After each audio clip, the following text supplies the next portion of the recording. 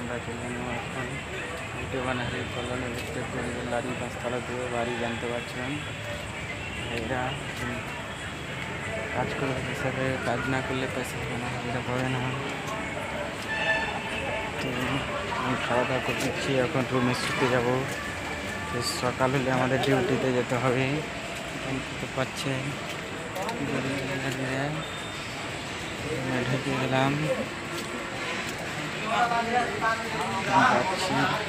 তো हम लोग दिन जाए कामे काम करते যাবো, কাম করবো। এখন রুমে ঢুকে যাচ্ছি।